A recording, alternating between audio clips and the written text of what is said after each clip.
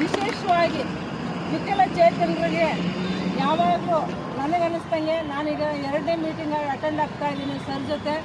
ನಮ್ಮ ಈ ಒಂದು ವಿಕಲಚೇತನರಿಗೆ ಸಪೋರ್ಟ್ ಮಾಡೋದಕ್ಕೆ ಮತ್ತು ಅವರು ನಮ್ಮ ಬೇಡಿಕೆಗಳನ್ನು ಈಡೇರಿಕೆ ಆಗೋವರೆಗೂ ನಾನು ನಿಮ್ಮ ಜೊತೆ ಇರ್ತೀನಿ, ನಾನು ನಿಮ್ಮ ಜೊತೆಯಲ್ಲಿ ಬರ್ತೀನಿ ಅಂತಂದೇಳಿ ಆಶ್ವಾಸನೆ ಕೊಟ್ಟು ನಮ್ಮ ಜೊತೆಯಲ್ಲಿ ಮುನ್ನಡೆದಿದ್ದಾರೆ.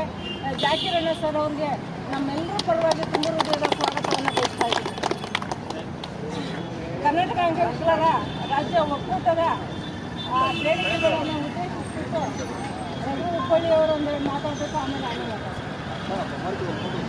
ದಿಂದ 3 ಕಡೆಯಿಂದ ಇವತ್ತು ನಾವು ಬೈಕ್ ರ್ಯಾಲಿಯನ್ನು ಹಮ್ಮಿಕೊಂಡಿದ್ದೀವಿ. ಕಾರಣ ಏನಂತಂದ್ರಪ್ಪ ಅಂದ್ರೆ ವಿಕಲಚೇತನರಿಗಾಗಿ ಸರ್ಕಾರದಲ್ಲಿ ಸಾಕಷ್ಟು ವ್ಯವಸ್ಥೆ ಆಗಬೇಕಾಗಿದೆ. ಯಾಕಂದರೆ 2016 ಕಾನೂನು ಪ್ರಕಾರ ನಮಗೆ ಸಿಗಬೇಕಾದಂಥ ಒಂದು ಹಕ್ಕನ್ನು ಸರ್ಕಾರ ಕೊಡಬೇಕು.